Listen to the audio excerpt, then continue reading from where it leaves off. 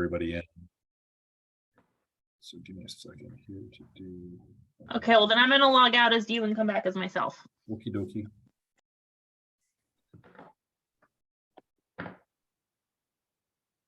We'll do it. In the meantime, let's get started, right? Okay, so welcome everybody to today's webinar on pricing listings in a shifting market.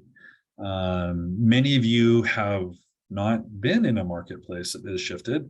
If you've been in the business for the past 5 to 7 years, you've seen, pretty strong market all of those years. A little bit, obviously, getting a little crazy going into the heavy sellers market we're in right now. But for those of us who've been around a couple more years, we have seen the down market. I've seen the upturn in the late 90s, the early 2000s, the downturn in the mid 2000s, the upturn in 2013 to 14, and there's been a lot of variations in those markets, and our tactics of how we respond and deal with our clients and set expectations has to shift as well. And so today we have with us a group of panelists, and I will start my slideshow and share screen. So let's do that.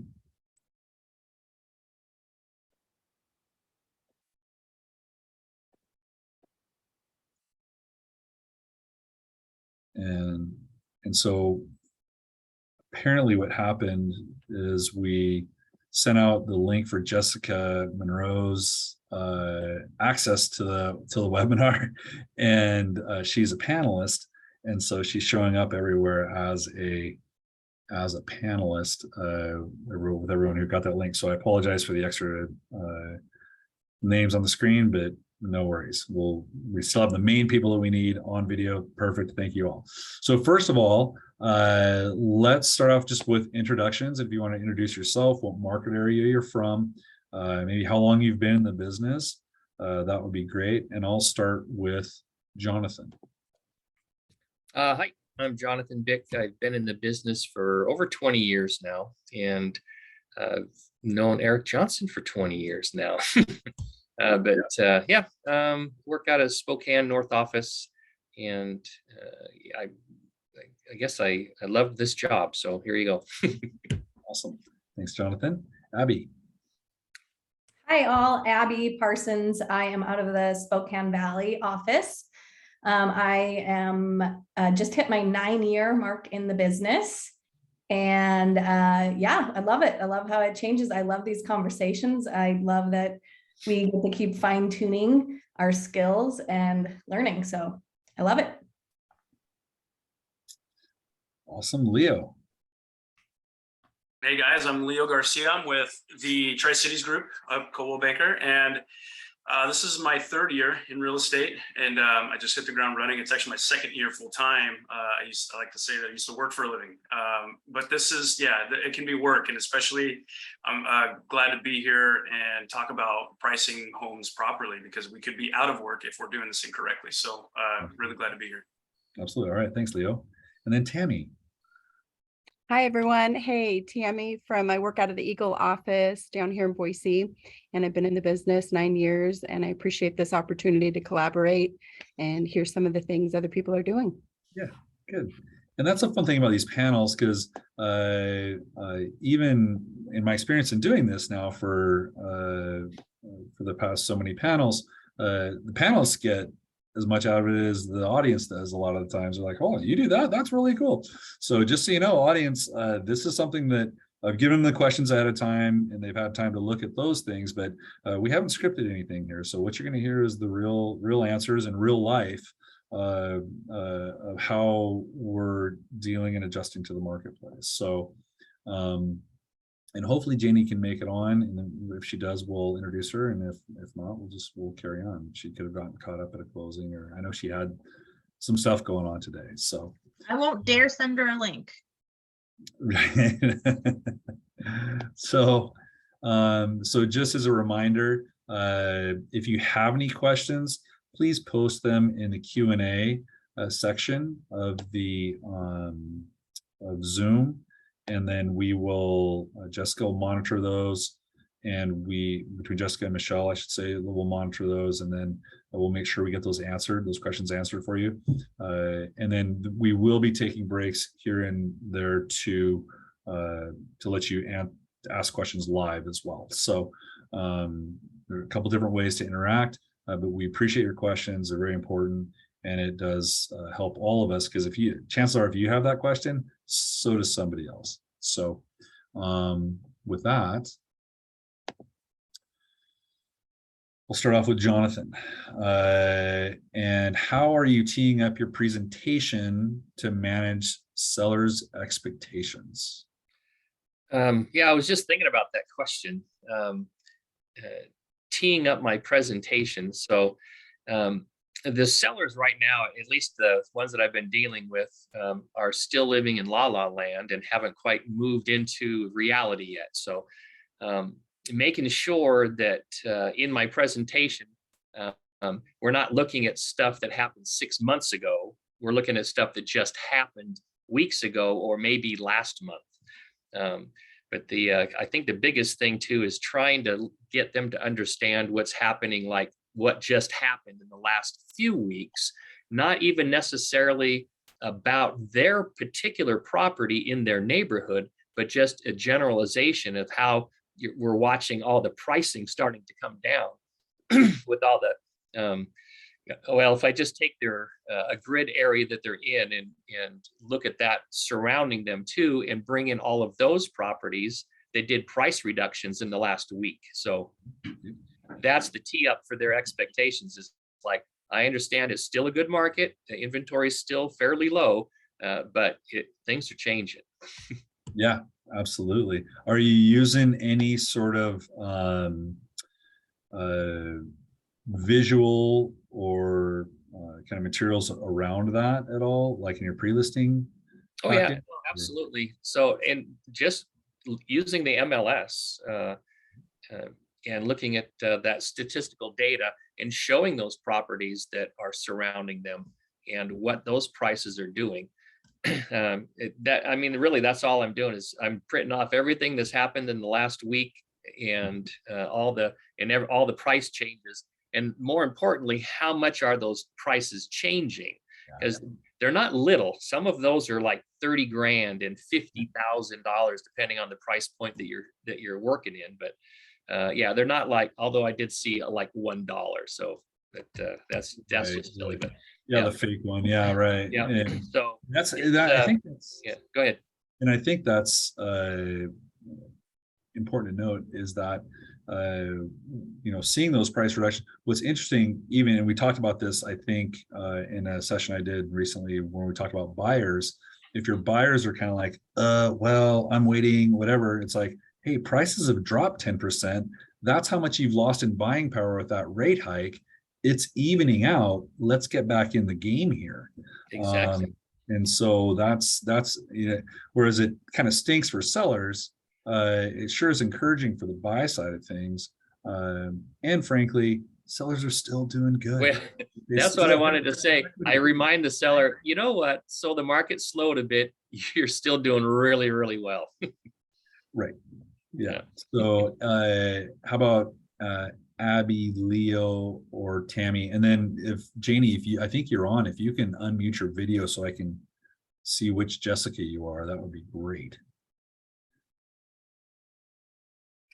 I was just going to mention, I've been adding in the market report, the monthly market report, just so that they can see the year over year change. I know I'm getting really focused on sooner, just like Jonathan said, just what's happened the last week. But I think it's just powerful to see statistically, not only what has changed during the month, but just the big, huge number it is year to year.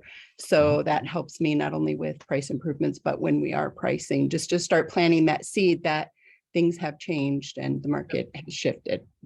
Yeah, absolutely. And when you say the market report, what is it, the one that the marketing department publishes? Yes, for our area. Yep, perfect. Leo, how about you? Yeah, I'm actually doing something very similar to what Jonathan's doing. I'm just presenting the facts. I rely heavily on the MLS, just because in our MLS, right, you can actually see which is color coordinated, which is perfect, right? People think in pictures and in words and things like that. So when there's been a price reduction, it's in bold red, and I line them up. Hey, here's the original asking price. Here's what they went under contract for, and this is what it actually closed for. And so once we line those up, they start to realize, holy smokes, this thing actually was down the street, and it was 6 months ago prior to the shift in the market. And then they start getting closer and closer to, at least on timeline wise, with more recent comparisons. And they go, okay, yeah, I see that people are starting to reduce their price. What's going on here? Is the value of my home going down? And I said, not necessarily, it's not going down. However, what I think we do need to do, Mr. and Mrs. Seller, is in fact price aggressively to get you that full price offer, if not over ask offer, well below the average days on market. And I know there's one of those questions later, and I can get into that. Yeah, we'll address it when we talk about data sets. Yeah, for sure. And then Abby, how are you managing that in your pre-listing packets? Or pretty much the same. Yeah, I'm a data person, and even when I'm sitting down with somebody who I know is like in la la land, when I start bringing out these graphs, I think it's just the numbers don't lie. And I mean, things that I've changed, like I don't just take all of Spokane County anymore. I take either, like Jonathan said, the grid, the zip code, the radius, the neighborhood, because in Spokane, Liberty Lake is still on fire, but Colbert's not as much anymore, so it's not all of Spokane County anymore. It's very neighborhood specific. So definitely dialing that in. Yeah, and thank you for that too, because and I think if I'm combining two strategies, what Tammy's doing and what you're doing, you can use those in concert, right? One is like, oh crumb, look at the market's really swinging down, and then you're like, but your neighborhood, right? And you can kind of come back to where you kind of punch them in the nose and then bring them back and be like, but it's not so bad here, right? And kind of position yourself as that advocate. So how you present that data matters. What you say matters. So good. I love that. Thank you so much for those answers. So Abby, we'll start off with you, and then again we'll open it up to everybody. So how have you changed your focus methodology on your research for comparables? Yeah, really similar. I mean, it is week over week. It is not month over month anymore. And it's very neighborhood specific. And so the things that I've changed is definitely keeping to a neighborhood. I used to be able, with certain properties, be able to say, well, that's kind of close. Well, it really does dial into the neighborhood. And week over week data. Like I said, I love data. I think that it can lead the seller to their own conclusion once they see big gains or big losses or different things that, even like I said, if they're not a stats person, the visual of them seeing that can really help and frame what's going on in their specific neighborhood. So I think just the things that I've changed is we used to be able to use a comparable, even a year ago, I would use a comparable. It was like, great, perfect new construction community. These are bang, easy out of the park comps. And I take the one that sold and be like, well, we could probably add 5 or 10 grand, like you just, why not?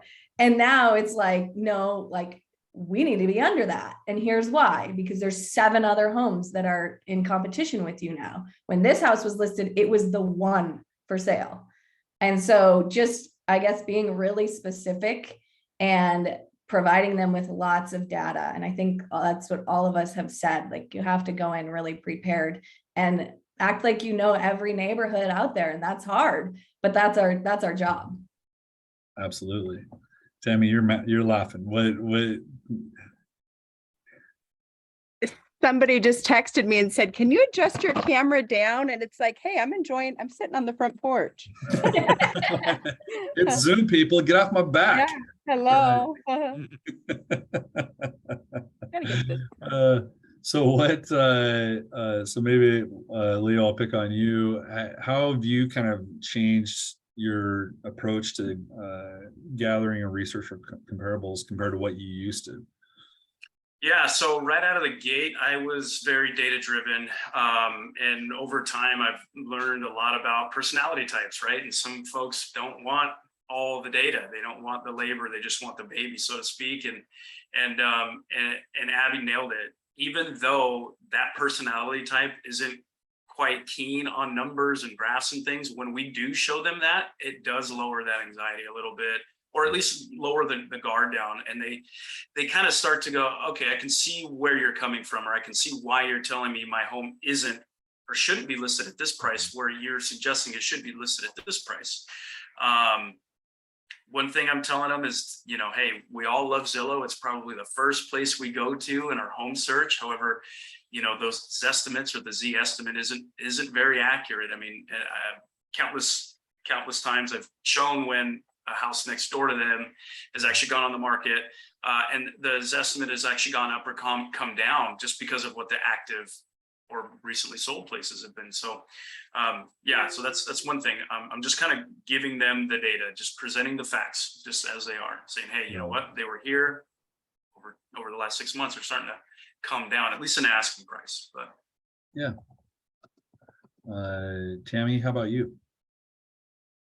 Yeah, I think I'm really focused more. Before it was a lot more sold. Now I'm really focused in on my pendings and my actives. I'm really trying to, if something does go pending, I'm going to reach out and try to get information from that agent.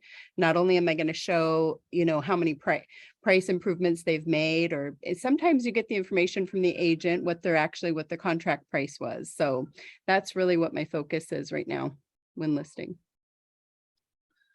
Yeah, and that's and that was kind of what I was getting at is, okay, so Janie, we have you there. Okay, I don't have your video, but that's what, Janie, can you hear us, by the way? Because I also cannot hear you. So, but back to what Tammy just said, I think focusing back onto the active competition and that pending data, right? That's your canary in the coal mine. And especially as that active data shifts, does anybody, when did the data shift? When did you guys see the shift in that data? What month? It's been about 6 weeks now. Mhm. Yeah, almost exactly. Yeah, I was going to say early June, mid-June. Mhm. Yeah. And I even saw some of that.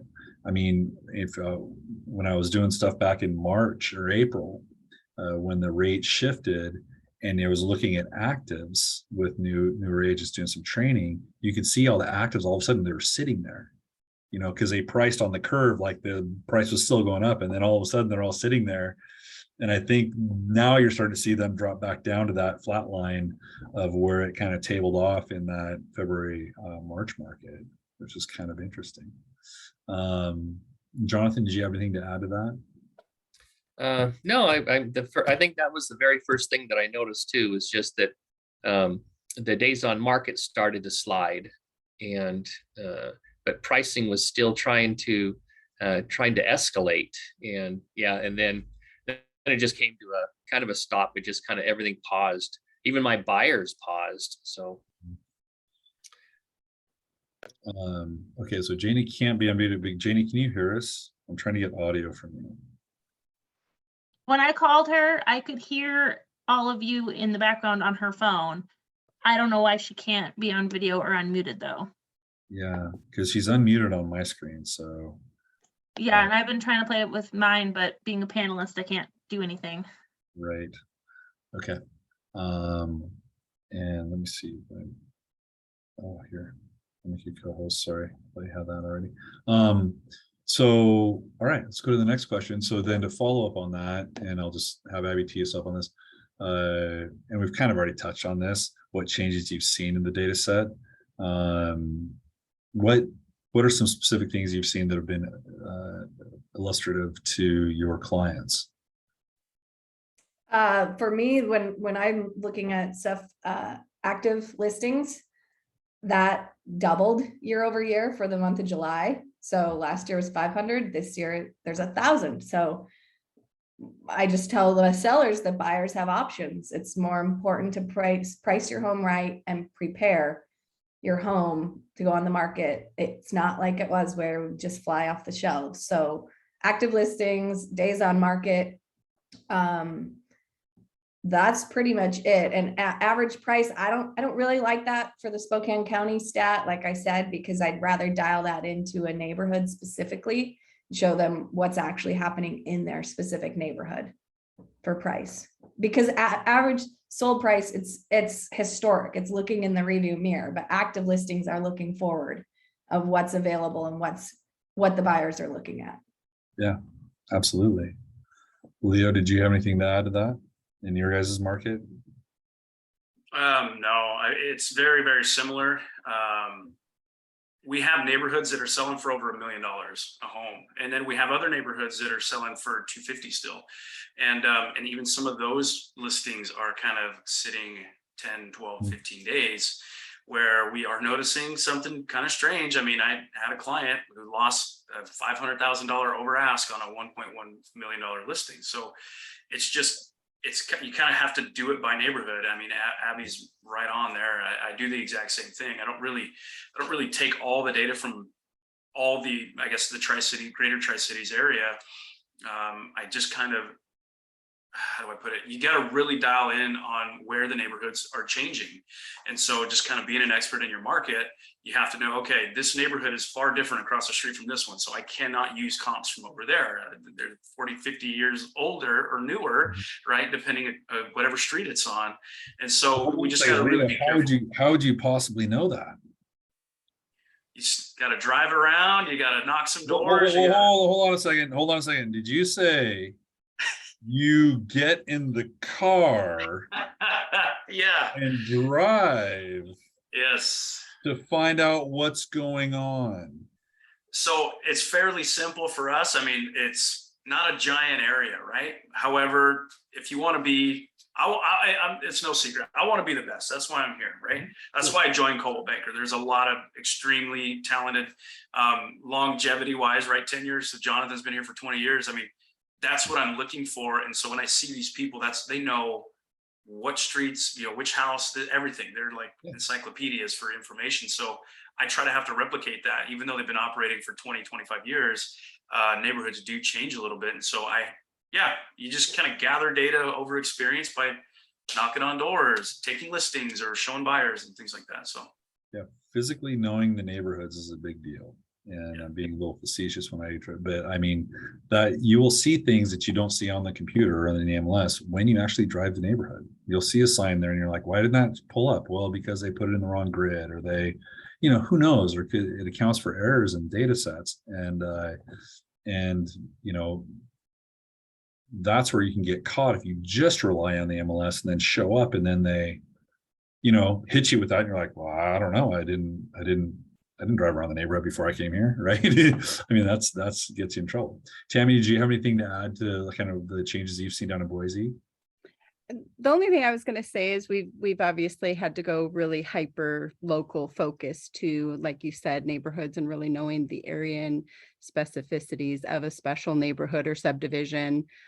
So that really just kind of what everybody else has already said reiterates that you've got to be a neighborhood expert and know your area. And if you don't know, get out there and drive around, like Leo said. Right. Cool.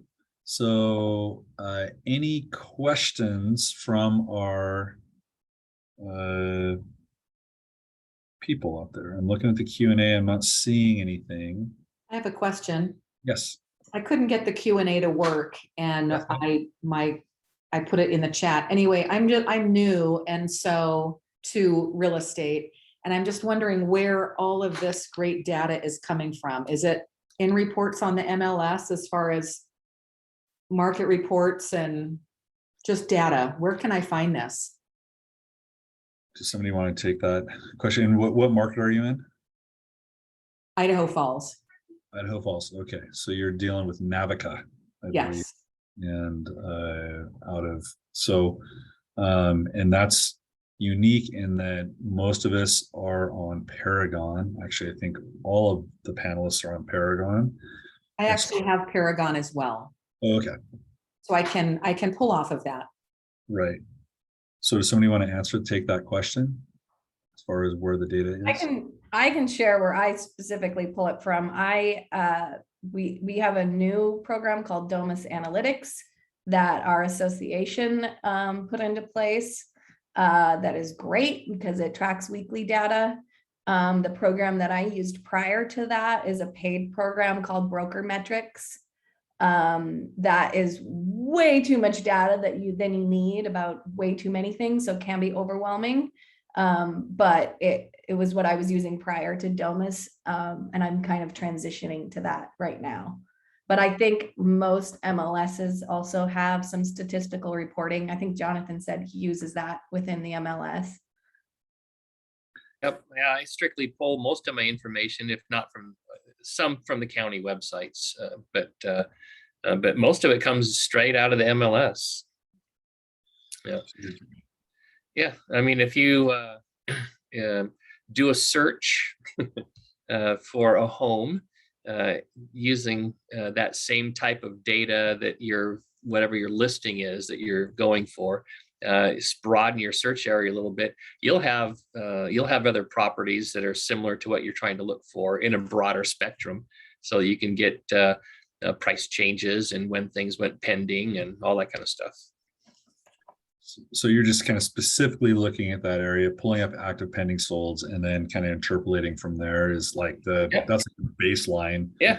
Yeah, kind of like doing a CMA, but you're just you're just broadening some of that scope a little bit, so you can bring in other properties that are reducing in pricing. Because the whole point here is to get your seller's mind wrapped around this change in the market, so that when you go to listing presentation, or I'm sure we'll talk about this when you're going back to the seller and say, hey, it's time to bring this down, and this is the reason why.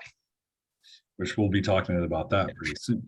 But the other thing, just as a note, is in Paragon, there is a menu that says statistical data or statistical reporting that has graphs and things like that you can do by area, I think by map and neighborhood and things like that. So that's another place to look if you haven't explored that in Paragon.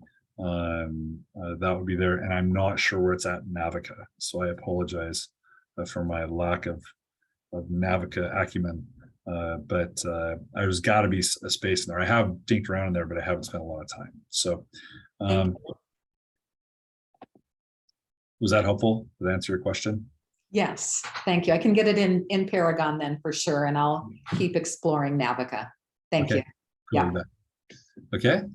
So I'll start with Leo on this one. So what presentation software are you using? Yeah, it's a great question, Eric. I'm actually just keeping it simple, right? Doing the KISS method, keep it super simple. I use Paragon a lot, and our MLS has teamed up with Cloud CMA, so we can actually just kind of pull some sheets from there, and I just kind of merge the two together. And I've over time, just kind of like I said, I wanted to become the expert, right? So I would just do CMAs on random homes. You know, maybe I wrote an offer in on a house for a buyer, and I just whipped up a CMA for it, and just kind of building repetition that way. And so for me, I'm using Paragon and Cloud CMA.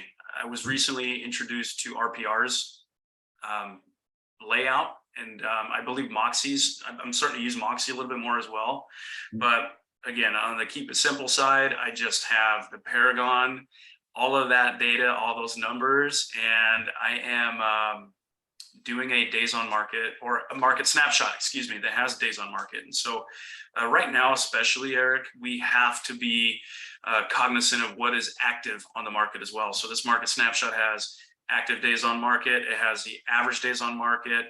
Has how many pendings are in the neighborhood, how many have sold in the last 6 months in that neighborhood, and it's not just, you know, hey, we're doing the shotgun method here. Let's just kind of do the 1 mile radius thing. I mean, we're drawing lines on specific streets because we have to know what's going on in that neighborhood. So that's what I'm doing. So Cloud CMA is your mainstay, and then you exporting from Paragon to Cloud CMA. And then now you're starting to dive into like Moxie Suites and those things. So what else, who else is, Abby, what are you using?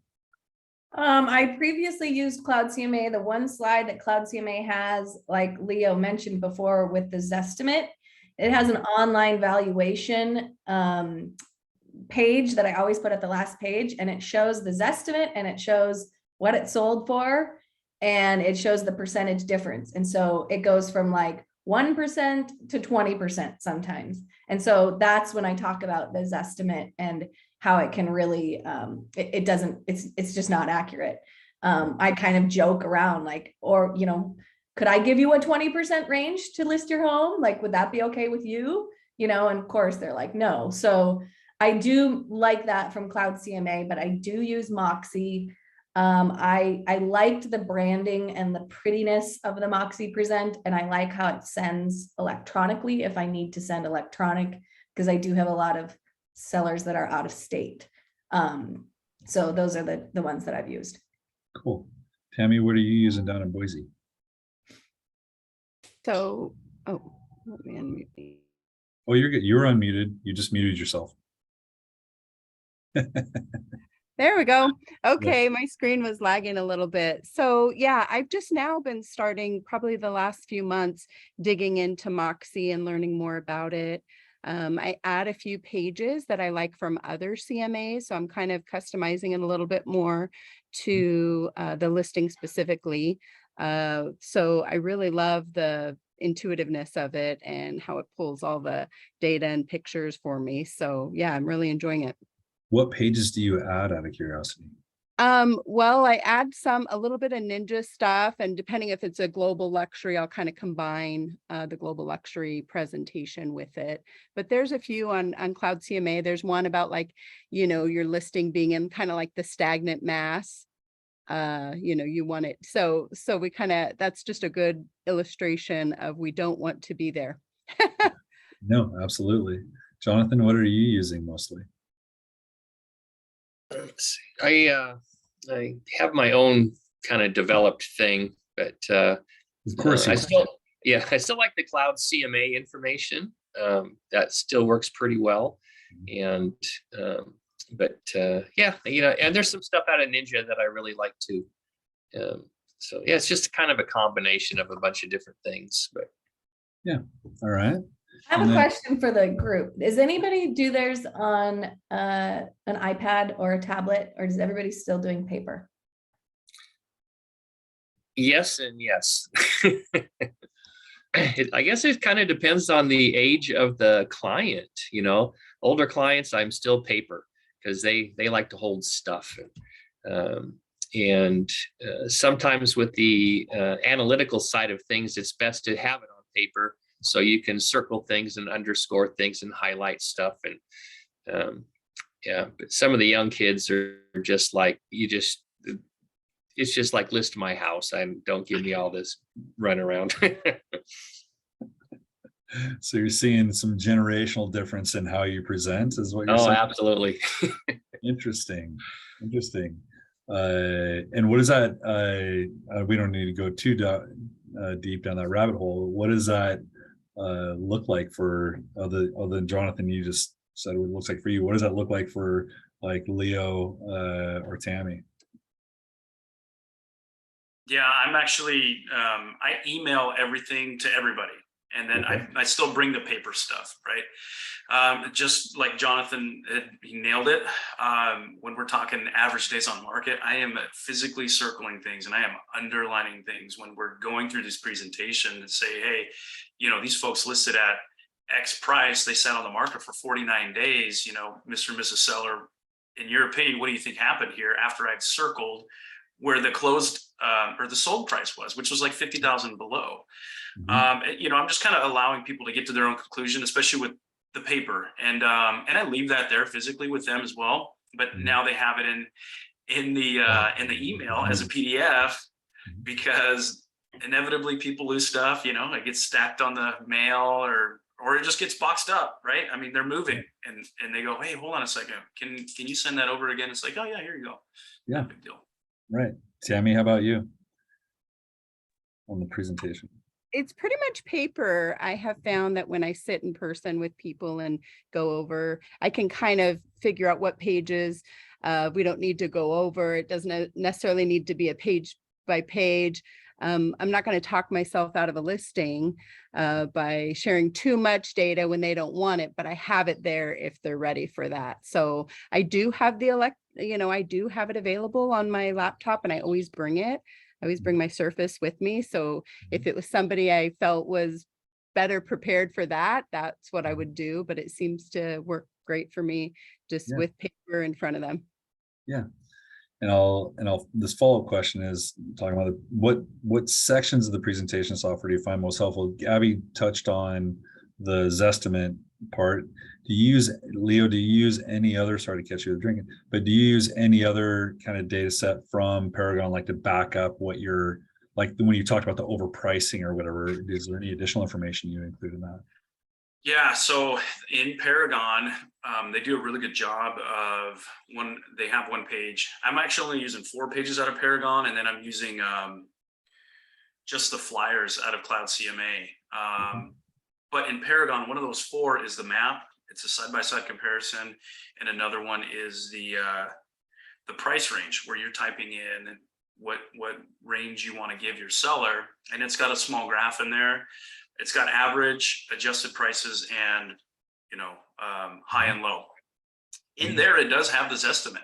In there, it shows this estimate, and it gives like a $90,000 range. Then it says Realtor.com, and then it does Black Knight, I believe, who manages all the Paragon and stuff like that. Okay, So I have not seen that in Paragon. That's very interesting. yeah, there's several. I don't have one handy right now, but I mean, it's on every single presentation that I give my sellers.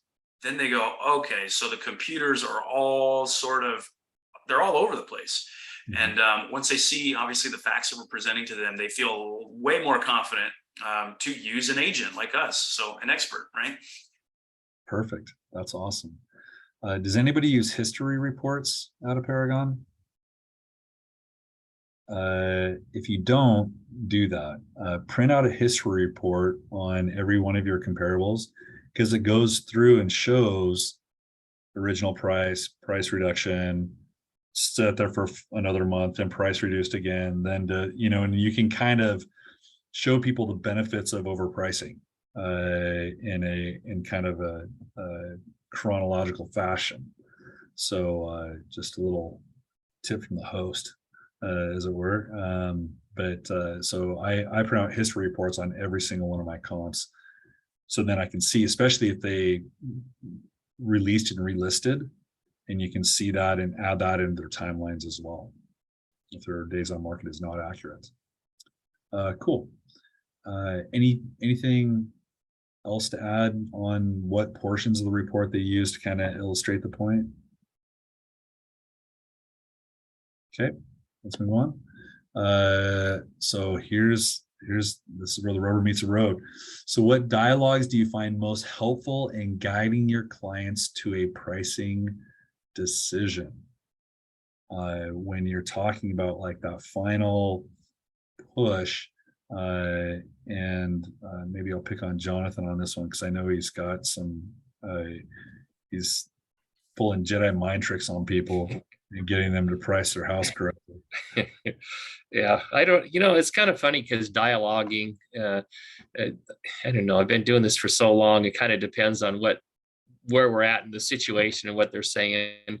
I still like well, we can have your house for sale, or we can have your house sold. Which one would you like? Right. So, yeah. And I don't know, it's closing, that's really what we're doing, is closing techniques. When we get down to like, we need to get your price adjusted, and we can fall behind the market, or we can get ahead of the market. Those are your choices. And that's what it's about. It's like you're helping your client decide the right choice. Yeah, I suppose I could go on more, but I'm sure other people have it there. I'm assuming you're leveraging graphics into that, right? Your data points and graphics. Yeah. Like, okay, well, based on what you see here, yeah, right? Yeah. Your neighbor's house just sold and they're $20,000 below you. What would you like to do? You know? Who else has some dialogues? Tammy, how about you? You've been doing this a while. What dialogues do you help your clients price correctly? Oh, and you're frozen up on me.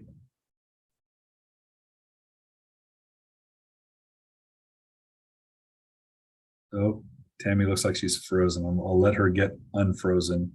Abby, what do you want to jump in on that? Yeah, I'm terrible at scripting. That is something that I could absolutely get better at. I'm just a very I want to build rapport while also having that conversation. So I just kind of take it as it comes. But one thing, I think Leo mentioned it earlier, bringing them along in those graphs, and then when we're looking at the comps, saying like, how do you feel that this house compares to yours?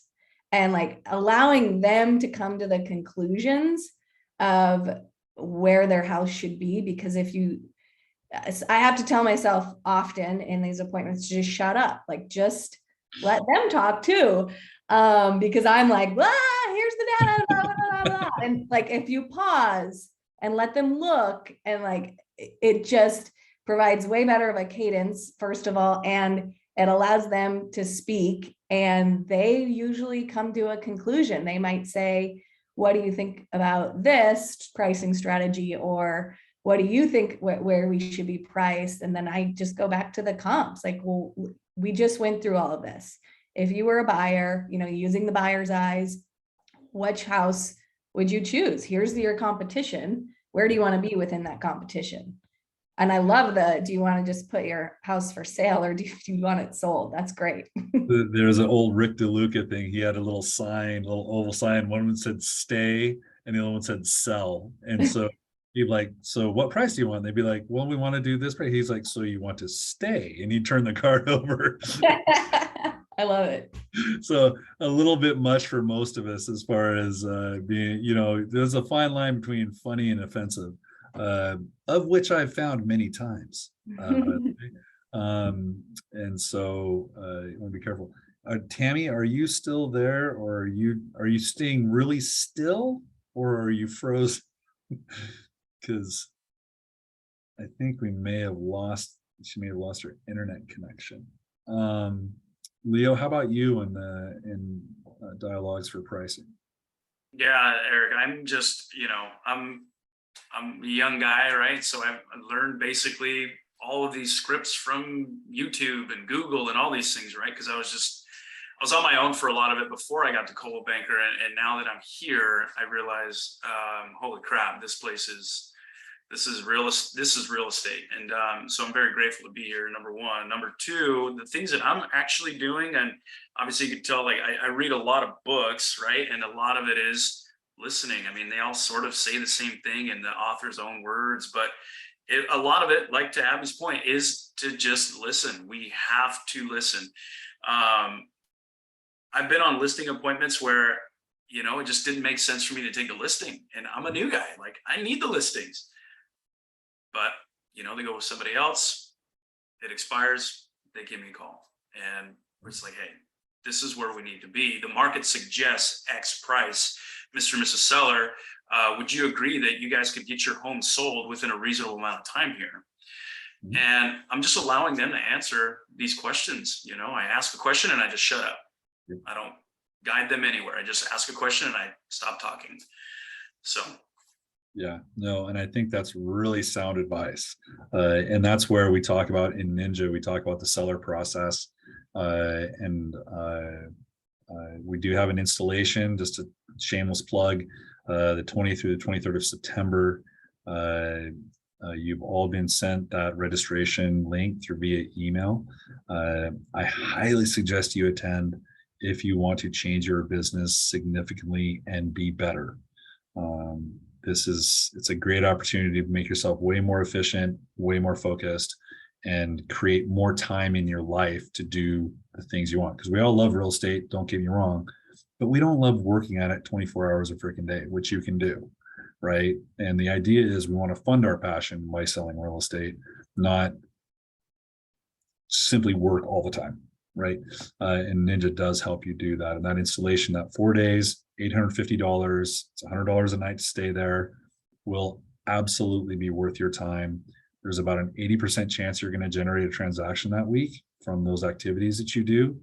And I don't know if you guys track how much you spend on generating one transaction, but I guarantee you $1,000 is the cheapest way. It's the cheapest, even 1,200 is the cheapest thing you're going to pay for on it. If your average price is in that 400 range, guys, can't make it any easier. So anyways, shameless plug, I'm over that. So how are we addressing, because all of you are have listings, how are we addressing market repositioning?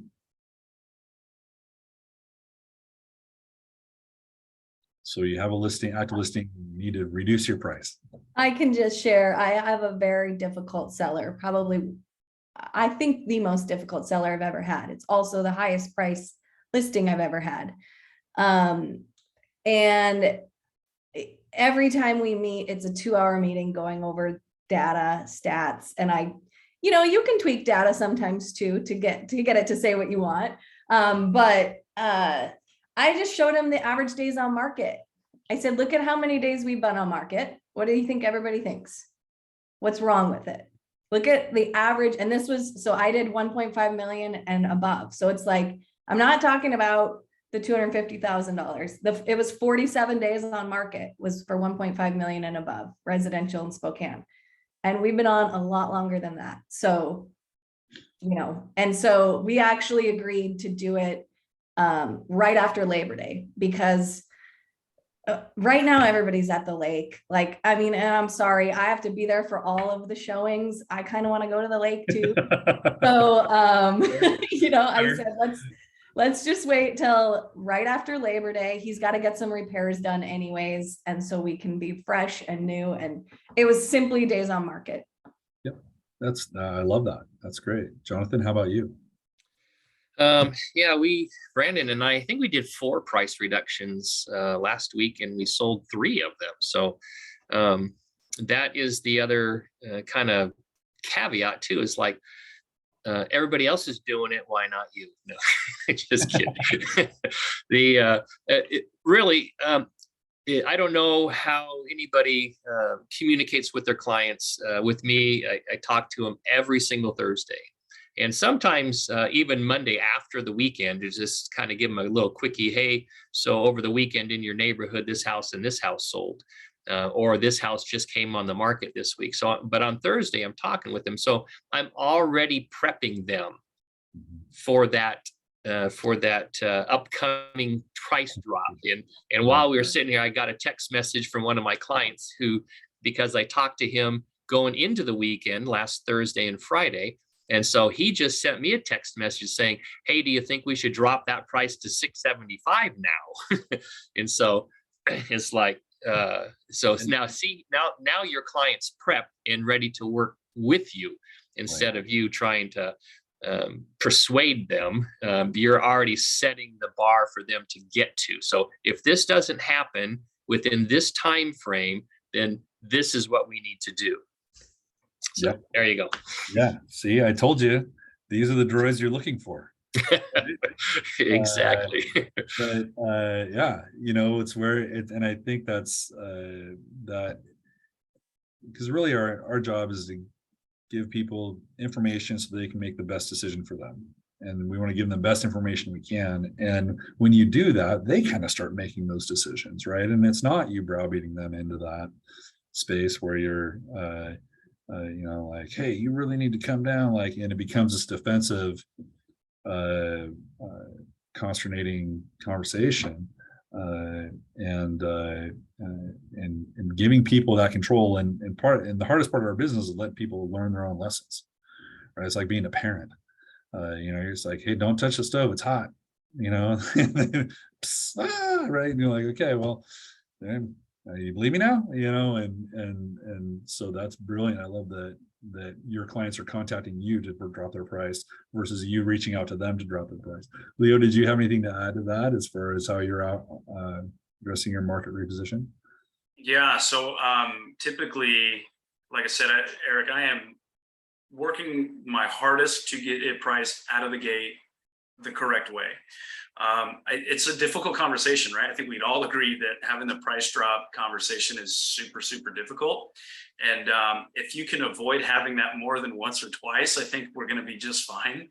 But it's, yeah, it's just a simple conversation I just have with them. And I say, hey, look, guys, let's put ourselves, and I try to do this one in person so I can present a little bit more numbers, right? Hey, the market's starting to shift. We have much more active competition. So I just tell them, Mr. and Mrs. Seller, you put yourself in the buyer's shoes right now and you're looking to be specifically in your neighborhood, and you have 4 other homes to compete against. I mean, what do you see the difference in the other 4 versus yours? And again, just kind of open-ended questions and letting them answer them. And then I say, what we don't want to do is actually run the risk of becoming a stagnant listing on the market, because after so long, Mr. and Mrs. Buyer, you see a home that's been on the market for 40, 50 days, what's going through your mind? And obviously they go, what's wrong with it, right? So I go, absolutely. So what I recommend is we reduce the price to X price, and we remarket it and reposition ourselves in the marketplace to be a strong competitor against the other 4. Would you agree? And so normally I don't have a whole lot of pushback from my sellers when I present it to them that way, and say, hey, look, we're up against a lot of competition here. Yeah, absolutely. So is that Janie on that? And I think, so let's flip this around a little bit, because we're coming up on time, but what about the seller that wants to overprice their home in this market? What dialogues are we using to help them come back to reality? Because I think some of it's parallel, but how are you guys handling that one? And I'll start with Jonathan. I don't have that problem. It's once you give them all the data and once you explain to them the direction the market is moving in, and they understand that the direction is going downward, if they continue to want to say, hey, I want to go ahead and test that, my first reaction is always, you don't want to test this market. I've been doing this a long time. You do not want to test a market moving downward. You will sit there, your house will not sell. You're going to get tired of showing your home. And it's not,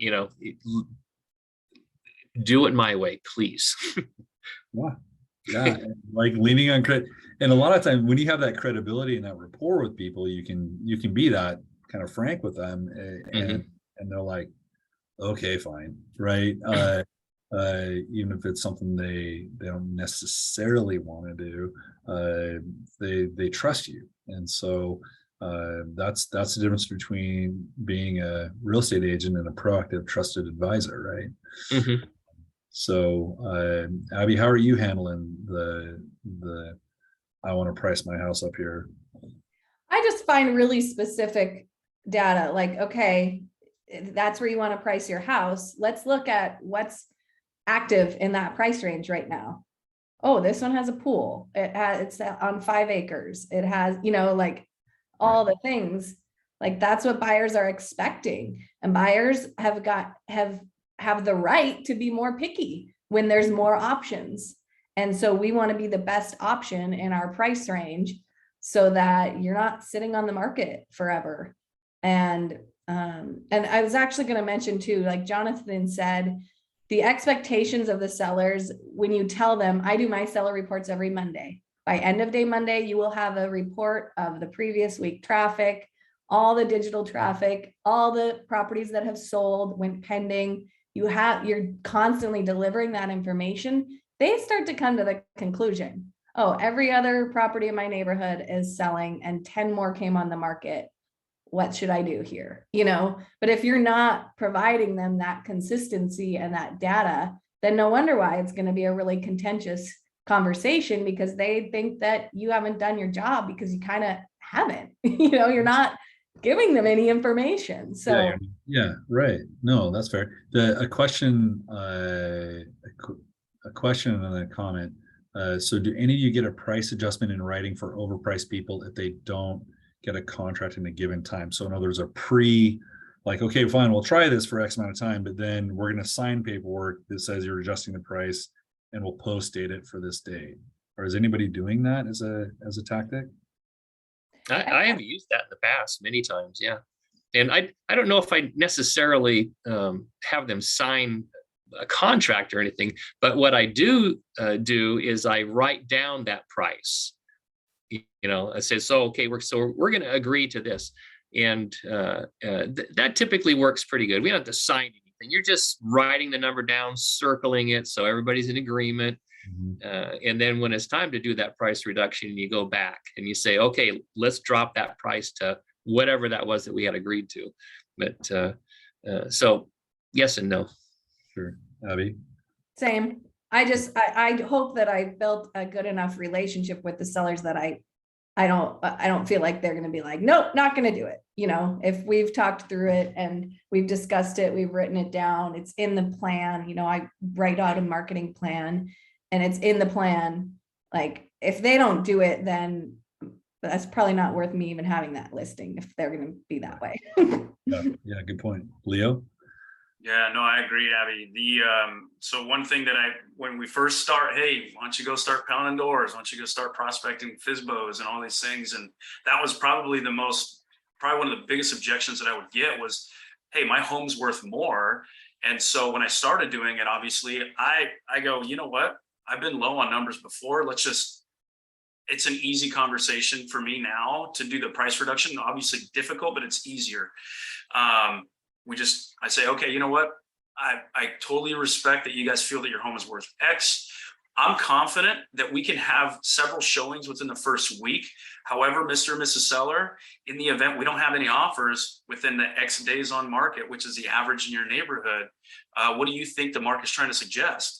And at that point, the light bulb goes on where they go, okay, we're obviously overpriced. And so, at first I wouldn't fight the, hey, my home's worth X, and just kind of reduce the price over time because of the market we've been in. But now that it's shifting, I'm no joke turning the listing down because they just want too much for it. And quite honestly, I don't think it's going to sell at that price. They're going to go through a lot of pain, which that's okay with me. I'm not willing to go through that pain with them, so to speak. But we don't have to work with everybody. So right, yeah, because it is soul sucking to have people grinding like, how come my house isn't selling? It's like, well, do you remember that conversation we had last week? Like, and the week before that, and the week before that, and the week before that. And some people just refuse, right? And so ferreting that out up front is a big deal. And kudos to you, Leo, for realizing that as early as you have in your career, that hey, it's not worth it. And then Michelle's talking about seasonal. I mean, all of us are in markets that are seasonal to some degree, and that can also kind of affect our pricing by way of competition in that space or whatnot. So that is something to be mindful of as well. But that being said, it still should be relative as far as what the active competition is, and what mainly what you're competing with. Because the themes I've heard from this entire thing is like, pay attention to your competition. Drive it, go through them, talk to the agents, and does anybody call the other agents before they put theirs on the market? Yeah, and just call them and be like, hey, Jonathan, what's going on with your listing on XYZ Street? How's the activity been?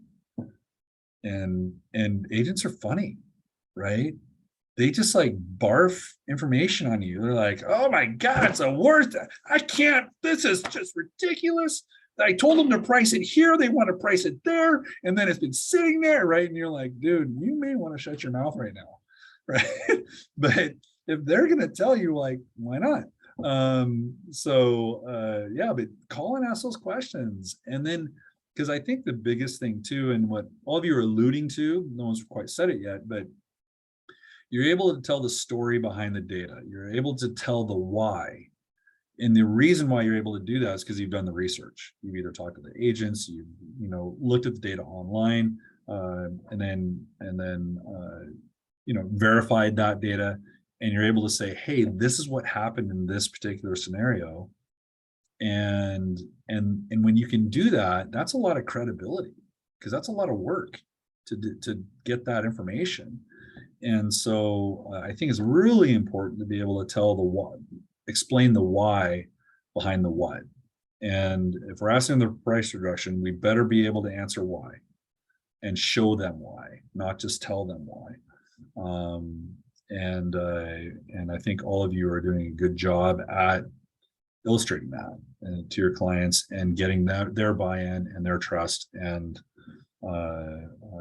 their acquiescence to whatever it is we're trying to accomplish, which is ultimately sell their house. So cool. All right, guys, we're a little bit over on time. We're about exactly an hour.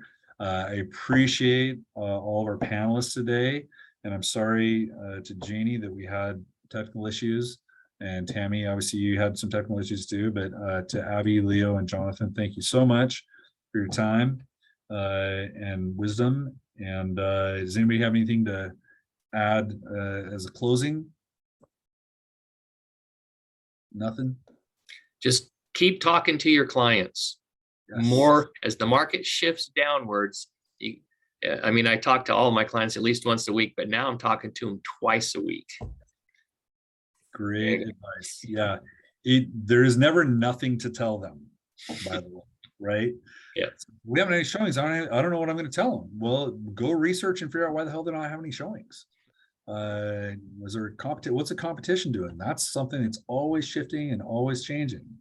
So yeah, great advice.